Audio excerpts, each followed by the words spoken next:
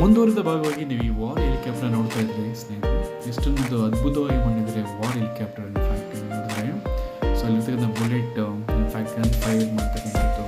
So ಜನಗಳು ತುಂಬ ಕ್ಯೂರಿಯಾಸಿಟಿನ ನೋಡ್ತಾ ಇದ್ರು. ಯಾಕೆ ಅಂತ ಹೇಳಿದ್ರೆ ಸೊ ನಾರ್ಮಲಿ ನಾವು ಮೇಲ್ಗಡೆ ಹಾರಾಡ್ತಾರೋ ಹೆಲಿಕಾಪ್ಟರ್ ನೋಡ್ತೀವಿ.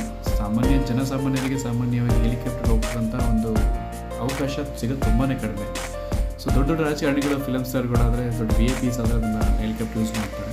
ಬಟ್ ಎಸ್ಪೆಷಲಿ ಇದು ಸೇನೆಯಲ್ಲಿರ್ತಕ್ಕಂಥ ಹೆಲಿಕಾಪ್ಟರ್ ಎಲ್ಲ ಒಂದು ವಾತಾವರಣ ಕೂಡ ಮಳೆಗಾಲ, ಚಳಿಗಾಲ, ಬೇಸಿಗೆಗಾಲ, ಸೊ ಯಾವುದೇ ಒಂದು ಪ್ರತಿಕೂಲ ವಾತಾವರಣ ಕೂಡ ಸೂಕ್ತವಾಗ್ತಕ್ಕಂಥ ಒಂದು ಹೆಲಿಕಾಪ್ಟರ್ ರೆಡಿ ಮಾಡಿದ್ದಾರೆ. ನೋಡ್ತಾ ಇರ್ಬೋದು ರೆಕ್ಕೆ ಯಾವ ಥರ ಇದೆ ನೋಡ್ಬೋದು ಸ್ನೇಹಿತರೆ. ಸೊ ಅದು ಇದ್ರಲ್ಲಿ ಲಾಂಚರ್ ಕೂಡ ಇದೆ ಅದರಲ್ಲಿ. ಇನ್ಫ್ಯಾಕ್ಟ್ ಏನಾದರೂ ಎನಿಮೀಸ್ ಬಂದರೆ ಅದನ್ನು ಅಟ್ಯಾಕ್ ಮಾಡೋದಕ್ಕೆ ಸೊ ಅದರಲ್ಲಿ ವೆಪನ್ ಕೂಡ ಇದೆ. ಸೊ ದೊಡ್ಡ ದೊಡ್ಡ ಟ್ಯಾಂಕರ್ಸ್ ಕೂಡ ಇದರಲ್ಲಿದೆ. ಸೊ ನೀವು ನೋಡ್ತಾ ಇರ್ಬೋದು ಆರ್ಮಿ ಹೆಲಿಕಾಪ್ಟರು ಎಷ್ಟು ಅದ್ಭುತವಾಗಿದೆ ಅಂತ. ಸೊ ಇಂಡಿಯನ್ ಫ್ಲಾಗ್ ನೋಡ್ಸಿದ್ರೆ ಖುಷಿ ಆಗುತ್ತೆ. ಸೊ ಹೆಲಿಕಾಪ್ಟರ್ ಮೇಲೆ ಇದು ಮೇಕ್ ಇನ್ ಇಂಡಿಯಾ ಅಂತ ಈಸಿಯಾಗಿ ಗೊತ್ತಾಗುತ್ತೆ. ಸೊ ನೋಡ್ತಾ ಇರ್ಬೋದು ನೀವು ಹೆಲಿಕಾಪ್ಟರ್ ಎಷ್ಟೊಂದು ಬ್ಯೂಟಿಫುಲ್ಲಾಗಿ ಕಾಣ್ತಾ ಇದೆ ಅಂತ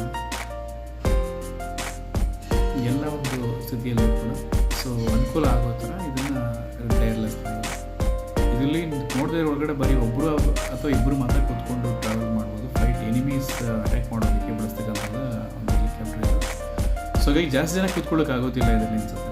ಸೊ ಇನ್ಫ್ಯಾಕ್ಟ್ ತುಂಬ ಸೆಕ್ಯೂರ್ ಆಗಿ, ತುಂಬ ಸಾಲಿಡಾಗಿ, ತುಂಬ ಅದ್ಭುತವಾಗಿ ಮಾಡೋದಕ್ಕೆ ಜನಗಳೆಲ್ಲ ಬಂದು ನಿಂತ್ಕೊಂಡು ಸೆಲ್ಫಿ ತೊಗೊಂಡು ಫೋಟೋ ತೊಗೊಂಡು ನೋಡೋದಕ್ಕೆ ಒಂದು ಕನ್ಸರ್ಟಿನ ಒಂಥರ ಕಾಣ್ತಾ ಇದೆ ಸ್ನೇಹಿತರೆ. ನೀವು ಗೊತ್ತಿರ್ಬೋದು, ನಾನು ಲಾಸ್ಟ್ ವೀಡಿಯೋದಲ್ಲಿ ಕೂಡ ಹೇಳಿದೆ, India so very long back ಇಷ್ಟೊಂದು ಡೆವಲಪ್ಮೆಂಟೇ ಇರಲಿಲ್ಲ. ಸೊ ಇಷ್ಟು ಶಾರ್ಟ್ ಪೀರಿಯಡಲ್ಲಿ ಕೇವಲ ಬರೀ 50 ವರ್ಷಗಳಲ್ಲಿ ಸೊ ಇಡೀ ಪ್ರಪಂಚದಲ್ಲಿ ಒಂದು ಪೈಪೋಟಿ ಕೊಡ್ತಕ್ಕಂಥ ಒಂದು ಬಲಿಷ್ಠವಾದ ರಾಷ್ಟ್ರ ಆಗೋಕ್ಕೆ ಹೋಗ್ತಾ ಇದೆ. ವಿಶ್ವಗುರು ಆಗೋದ್ರಲ್ಲಿ ಎರಡು ಮಾತಿಲ್ಲ. ವಿಶ್ವಗುರು ಆಗೋದಕ್ಕೆ ದಾಪುಗಳನ್ನ ಹಿಡಿದಿದೆ ಅಂತ ಹೇಳಬಹುದು ಸ್ನೇಹಿತರೆ.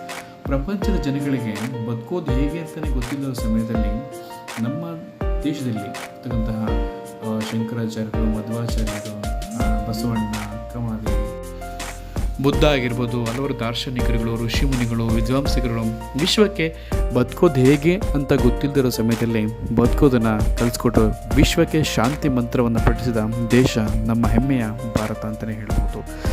ಸೊ ಭಾರತ ಸುಮಾರು 50 ವರ್ಷಗಳ ಕಾಲ ಖಂಡಿತ ಇರಲಿಲ್ಲ. ಎಲ್ಲೂ ಕೂಡ ಒಂದು ರಸ್ತೆ ಇಲ್ಲ, ನೀರಿಲ್ಲ, ಕರೆಂಟ್ ಇಲ್ಲ, ಸರಿಯಾದ ಒಂದು ವೈದ್ಯಕೀಯ ಚಿಕಿತ್ಸೆಗಳಿಲ್ಲ, ಟೆಕ್ನಿಕಲ್ ಇಲ್ಲ, ಯಾವುದೇ ಒಂದು ಕ್ಷೇತ್ರದಲ್ಲೂ ಕೂಡ ಅಷ್ಟೊಂದು ಮುಂದುವರೆದಿಲ್ಲ ಅಂತಲೇ ಹೇಳ್ಬೋದು ಸ್ನೇಹಿತರೆ.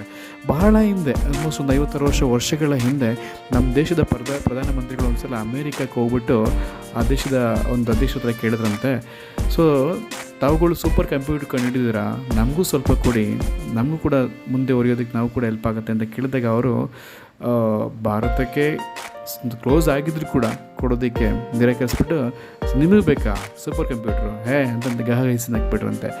ಹಾಳಾಗೋಗ್ಲಿ, ಅಟ್ಲೀಸ್ಟ್ ಕ್ರಯೋಜಿಕ್ ಇಂಜಿನ್ ಆದರೂ ಕೊಡಿ, ನಾವು ಸ್ಯಾಟಲೈಟ್ ಆದರೂ ನಾವು ರಾಕೆಟ್ನಾದರೂ ಉಡಾವಣೆ ಮಾಡೋದಕ್ಕೆ ಪ್ರಯತ್ನ ಪಡ್ತೀವಿ, ಭಾರತದಿಂದ ಅಂಥ ಒಂದು ಚಾನ್ಸ್, ಅಂಥ ಒಂದು ಕೆಲಸ ಸಾಧ್ಯನಾ ಅಂತ ನಕ್ಬಿಟ್ಟು ಅವಮಾನ ಮಾಡಿ ಕಳಿಸ್ಬಿಟ್ರಂತೆ. ರಷ್ಯಾದ ಹತ್ರ ಹೋಗಿ ಕೇಳಿದ್ರು ಕೂಡ, ರಷ್ಯಾ ನಮ್ಮ ಮಿತ್ರ ದೇಶ ಆಗಿದ್ರೂ ಕೂಡ ಅದು ಕೂಡ ಕೊಡೋದಕ್ಕೆ ಸೊ ತಯಾರಿರಲಿಲ್ಲ. ಹಾಗಾಗಿ ಕೊನೆಗೆ ವಿಜಯ ಭಾಟ್ಕರ್ ಅನ್ನೋ ನೇತೃತ್ವದಲ್ಲಿ ಸೂಪರ್ ಕಂಪ್ಯೂಟರನ್ನು ಕಂಡುಹಿಡಿದಲ್ಲೇ ಇಡೀ ವಿಶ್ವದಲ್ಲಿ ಇರ್ತಕ್ಕಂಥ ಬೆಸ್ಟ್ ಕಂಪ್ಯೂಟ್ರಲ್ಲಿ ಸೊ ಯಾವುದಪ್ಪ ಅಂತ ಹೇಳಿದ್ರೆ ಅದು ಭಾರತದ್ದು ಕೂಡ ಒಂದು ಬೆಸ್ಟ್ ಕಂಪ್ಯೂಟರ್ ಅಂತ ಹೇಳೋದಕ್ಕೆ ಹೆಮ್ಮೆ ಆಗೋ ರೀತಿ ಸೂಪರ್ ಕಂಪ್ಯೂಟರನ್ನು ಕಂಡುಹಿಡಿದ್ರು.